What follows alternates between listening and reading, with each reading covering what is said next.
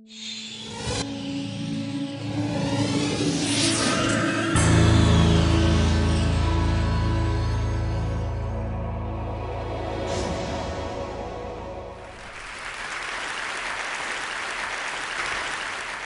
going to speak today about the relationship between science and human values.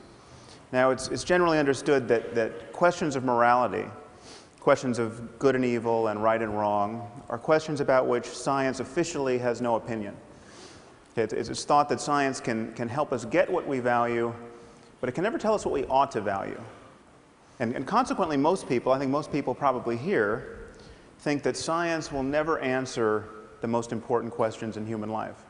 Questions like, what is worth living for? What is worth dying for? What constitutes a good life? So I'm going to argue that this is an illusion, that the separation between science and human values is an illusion, and actually quite a dangerous one at this point in human history. Now, it's often said that science cannot give us a foundation for morality and human values because science deals with facts, and facts and values seem to belong to different spheres. It's often thought that there's no description of the way the world is that can tell us how the world ought to be. But I think this is quite clearly untrue. But values are a certain kind of fact. They are facts about the well-being of conscious creatures. Why is it that we don't have ethical obligations toward rocks? Why don't we feel compassion for rocks? It's because we don't think rocks can suffer. And if we're more concerned about our fellow primates than we are about insects, as indeed we are, it's because we think they're exposed to a greater range of potential happiness and suffering. Now, the crucial thing to notice here is that this is a factual claim. This is something we could be right or wrong about. I mean, if we've misconstrued the relationship between biological complexity and the possibilities of experience, well, then we could be wrong about the inner lives of insects. Okay, and there is no notion, no version of human morality and human values that I've ever come across that is not at some point reducible to a concern about conscious experience and its possible changes. I mean, even if you get your values from religion, even if you think that good and evil ultimately relate to conditions after death, either to an eternity of happiness with God or an eternity of suffering in hell, you are still concerned about consciousness and its changes. And to say that such changes can persist after death is itself a factual claim, which, of course, may or may not be true. Now, to speak about the conditions of well-being in this life for human beings, we know that there's a continuum of such facts. We know that it's possible to live in a failed state, where everything that can go wrong does go wrong, where mothers cannot feed their children, where strangers cannot find the basis for peaceful collaboration, where people are murdered indiscriminately. And we know that it's possible to move along this continuum towards something quite a bit more idyllic, I mean, to a place where a conference like this is even conceivable. And we know that there are right and wrong answers to how to move in this space. Would adding cholera to the water be a good idea? Well, probably not. Would it be a good idea for everyone to believe in the evil eye so that when bad things happen to them, they immediately blame their neighbors? Probably not. There are truths to be known about how human communities flourish, whether or not we understand these truths. And morality relates to these truths. So in talking about values, we are talking about facts. Now, of course, our situation in the world can be understood at many levels. There's from the level of the genome on up to the level of economic systems and political arrangements. But if we're going to talk about human well-being, we are of necessity talking about the human brain, because we know that our experience of the world and of ourselves within it is realized in the brain, whatever happens after death. Even if the suicide bomber does get 72 virgins in the afterlife, in this life, his personality, his rather unfortunate personality, is the product of his brain. Okay, and so the contributions of culture, if culture changes us, as indeed it does, it changes us by changing our brains. And so therefore, whatever cultural variation there is in how human beings flourish can, at least in principle, be understood in the context of a maturing science of the mind, neuroscience, psychology, etc. So what I'm arguing is that values reduced to facts about the conscious experience of conscious beings, and we can therefore visualize a space of possible changes in the experience of these beings. And I think of this as a kind of moral landscape with peaks and valleys that correspond to differences in the well-being of conscious creatures, both personal and collective. And one thing to notice is that perhaps there are states of human well-being that we rarely access, that few people access, and these await our discovery. Perhaps some of these states can be appropriately called mystical or spiritual. Perhaps there are other states that we can't access because of how our minds are structured, but other minds possibly could access them. Now, let me be clear about what I'm not saying. I'm not saying that science is guaranteed to map this space, or that we will have scientific answers to every conceivable moral question. I don't think, for instance, that you will one day consult a supercomputer to learn whether you should have a second child, or whether we should bomb Iran's nuclear facilities, or whether you can deduct the full cost of TED as a business expense. But if questions affect human well-being, then they do have answers, whether or not we can find them. And just admitting this, just admitting that there are right and wrong answers to the question of how humans flourish, will change the way we talk about morality, and it will change our expectations of human cooperation in the future. And for instance, there are 21 states in our country where corporal punishment in the classroom is legal, where it is legal for a teacher to beat a child with a wooden board hard, raising large bruises and blisters and even breaking the skin. And hundreds of thousands of children, incidentally, are subjected to this every year. The locations of these enlightened districts, I think, will fail to surprise you. We're not talking about Connecticut. And the rationale for this behavior is explicitly religious. The creator of the universe himself has told us not to spare the rod lest we spoil the child. This is in Proverbs 13 and 20 and I believe 23. But we can ask the obvious question, okay, is it a good idea, generally speaking, to subject children to pain and violence and public humiliation as a way of encouraging healthy emotional development and good behavior? Okay, is there any doubt that this question has an answer and that it matters? Now, many of you might worry that the notion of well-being is truly undefined and seemingly perpetually open to be reconstrued. And so then how, therefore, can there be an objective notion of well-being? Well, consider by analogy the concept of physical health. I mean, the concept of physical health is undefined, as we just heard from Michael Spector. It has changed over the years. When this statue was carved, the average life expectancy was probably 30. Okay, it's now around 80 in the developed world. There may come a time when we meddle with our genomes in such a way that not being able to run a marathon at age 200 will be considered a profound disability. You know, people send you donations when you're in that condition. Notice that the fact that the concept of health is open, genuinely open for revision, does not make it vacuous. Okay, the distinction between a healthy person and a dead one is about as clear and consequential as any we make in science. Now, another thing to notice is there may be many peaks on the moral landscape. There may be equivalent ways to thrive. Okay, there may be equivalent ways to organize a human society so as to maximize human flourishing. Now, why wouldn't this undermine an objective morality? Well, think of how we talk about food. I would never be tempted to argue to you that there must be one right food to eat. There's clearly a range of materials that constitute healthy food. But there's nevertheless a clear distinction between food and poison. Okay, the fact that there are many right answers to the question, what is food, does not tempt us to say that there are no truths to be known about human nutrition. Now, many people worry that a universal morality would require moral precepts that admit of no exceptions. So for instance, if it's really wrong to lie, it must always be wrong to lie.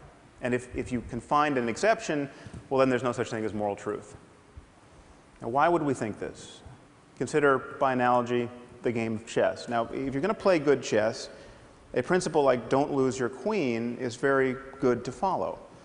Okay, but it clearly admits of exceptions. I mean, there are moments where losing your queen is a brilliant thing to do. There are moments where it's the only good thing you can do. And yet, chess is a domain of perfect objectivity. The fact that there are exceptions here does not change that at all.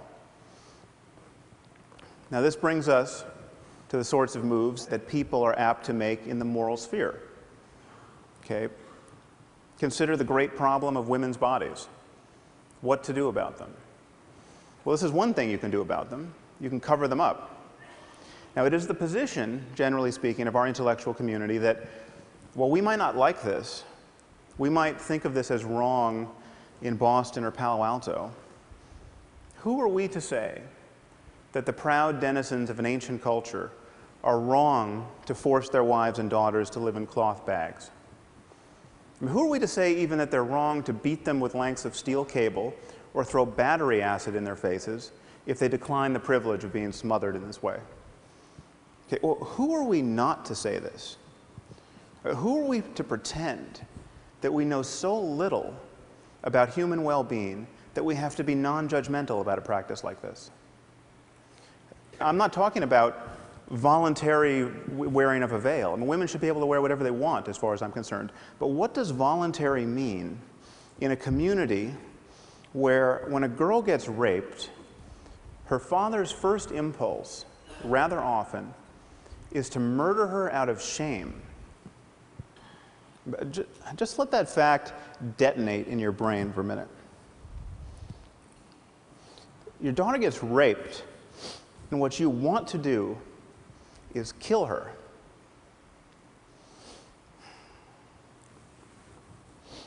What are the chances that represents a peak of human flourishing? Now, to say this is not to say that we have got the perfect solution in our own society. I mean, for instance, this is what it's like to go to a newsstand almost anywhere in the civilized world. Now, granted, for many men, it may require a degree in philosophy to see something wrong with these images. But if we are in a reflective mood, we can ask, is this the perfect expression of psychological balance with respect to variables like youth and beauty and women's bodies? I mean, is this the optimal environment in which to raise our children? Probably not. Okay, so perhaps there's some place on the spectrum between these two extremes that represents a place of better balance. Okay?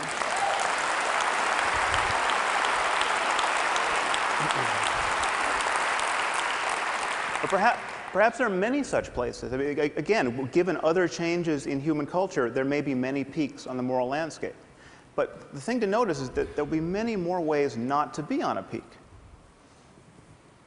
Now, the irony, from my perspective, is that the only people who seem to generally agree with me and who think that there are right and wrong answers to moral questions are religious demagogues of one form or another. And of course, they think they have right answers to moral questions because they got these answers from a voice in a whirlwind. Okay, not because they made an intelligent analysis of the causes and condition of human and animal well-being. And in fact, the endurance of religion as a lens through which most people view moral questions has separated most moral talk from real questions of human and animal suffering. This is why we spend our time talking about things like gay marriage and not about genocide or nuclear proliferation or poverty or any other hugely consequential issue. But the demagogues are right about one thing. We need a universal conception of human values. Now, what stands in the way of this? Well, one thing to notice is that we do something different when talking about morality, especially secular, academic, scientist types. When talking about morality, we value differences of opinion in a way that we don't in any other area of our lives. So, for instance, the Dalai Lama gets up every morning meditating on compassion, and he thinks that helping other human beings is an integral component of human happiness. Okay, on the other hand, we have someone like Ted Bundy. Ted Bundy was very fond of abducting and raping and torturing and killing young women. Okay, so we appear to have a genuine difference of opinion about how to profitably use one's time. Okay. Most Western intellectuals look at this situation and say, well, there's nothing for the Dalai Lama to be really right about or for Ted Bundy to be really wrong about, that admits of a real argument, that it potentially falls within the purview of science. Okay, that he likes chocolate, he likes vanilla. There's nothing that one should be able to say to the other that should persuade the other. Now notice that we don't do this in science. On the left you have Edward Witten. He's a string theorist. If you ask the smartest physicists around, who's the smartest physicist around, in my experience, half of them will say Ed Witten. The other half will tell you they don't like the question. So, what would happen if I showed up at a physics conference and said string theory is bogus? You know, it doesn't resonate with me, it's not how I choose to view the universe at the smallest scale, I'm not a fan. Okay, well, nothing would happen because I'm not a physicist. I don't understand string theory. I'm the Ted Bundy of string theory. Okay? I wouldn't want to belong to any string theory club that would have me as a member. Okay? But this is just the point. Okay? Whenever we are talking about facts, certain opinions must be excluded. That is what it is to have a domain of expertise. That is what it is for knowledge to count. How have we convinced ourselves that in the moral sphere there is no such thing as moral expertise, or moral talent, or moral genius even? How have we convinced ourselves that every opinion has to count? How have we convinced ourselves that every culture has a point of view on these subjects worth considering? Does the Taliban have a point of view on physics that is worth considering? No. Okay. How is their ignorance? How is their ignorance any less obvious on the subject of human well-being?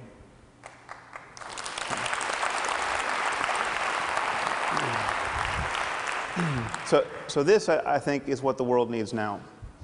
It needs people like ourselves to admit that there are right and wrong answers to questions of human flourishing. And morality relates to that domain of facts. It is possible for individuals, and even for whole cultures, to care about the wrong things. Which is to say, it's possible for them to have beliefs and desires that reliably lead to needless human suffering. Just admitting this will transform our discourse about morality.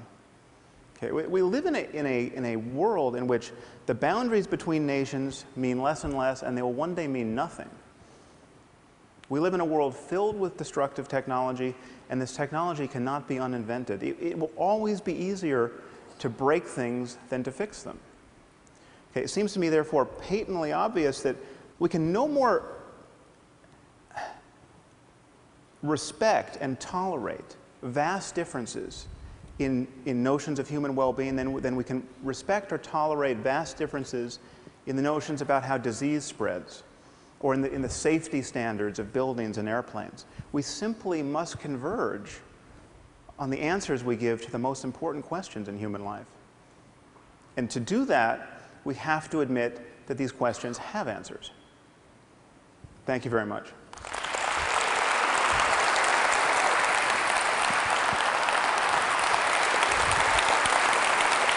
Thank you.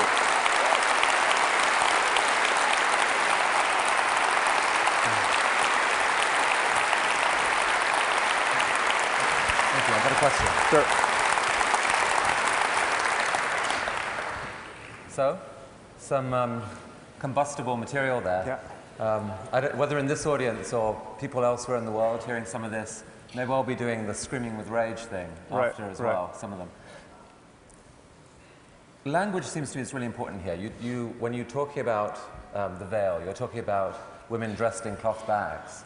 You know, I've lived in the Muslim world, spoken with a lot of Muslim women, and some of them would say something else. They would say, no, you know, this is a celebration of female specialness. It helps build that, and it's an expression, it's a result of the fact that, and this is arguably a sophisticated psychological view, that male lust is not to be trusted. Right. I mean, can you engage in a conversation with that kind of woman without seeing kind of cultural imperialist? Yeah, well, I think this is, I tried to broach this in a sentence watching the clock ticking, but the question is, what is voluntary in a context where men have certain expectations and and you're guaranteed to be treated in a certain way if you don't veil yourself. And so if anyone in this room wanted to wear a veil or a very funny hat or tattoo their faces, or I mean, I think we should be free to voluntarily do whatever we want, but we have to be honest about the constraints that these women are placed under. And so I think we shouldn't be so eager to always take their word for it, especially when it's 120 degrees out and you're wearing a full burqa. A lot of people, want to believe in this concept of moral progress, but can you reconcile that? I think I understood you to say that you could reconcile that with a world that doesn't become one-dimensional, where we all have to think the same. Paint your picture of what, rolling the clock 50 years forward, 100 years forward, how you would like to think of the world, balancing moral progress with richness. Well, I think once you admit that we are on path toward understanding our minds at the level of the brain in some important detail, then you have to admit that we are going to understand all of the positive and negative qualities of ourselves in much greater detail. So we're going to understand positive social emotion, like empathy and compassion. And we're going to understand the factors that encourage it, whether they're genetic, whether they're how people talk to one another, whether they're economic systems. And insofar as we begin to shine light on that, we are inevitably going to converge on that fact space. I mean, so everything is not going to be up for grabs. It's not going to be like, veiling my daughter from birth is just as good as teaching her to be confident and well-educated in the context of men who do desire women. So I don't think we need an NSF grant to know that compulsory veiling is a bad idea. But at a certain point, we're going to be able to scan the brains of everyone involved and actually interrogate them. Do people love their daughters just as much in these systems? And I think they're clearly right answers to that. And if the results come out that actually they do, are you prepared to shift your instinctive current judgment on some of these issues? Well, yeah, modulo one obvious fact that you can love someone in the context of a truly delusional belief system, so that you can say, like, because I knew my gay son was going to go to hell if he found a boyfriend, I chopped his head off, and that was the most compassionate thing I can do. If you get all those parts aligned, yes, I think you could probably be feeling the emotion of love. But again, then we have to talk about well-being in a larger context. And it's all of us in this together. It's not one man feeling ecstasy and then blowing himself up on a bus. Sam, this is a conversation I would actually love to continue for hours. We don't have that, but maybe another time. Thank you for coming to TED. Really an honor. Thank you. Thank you.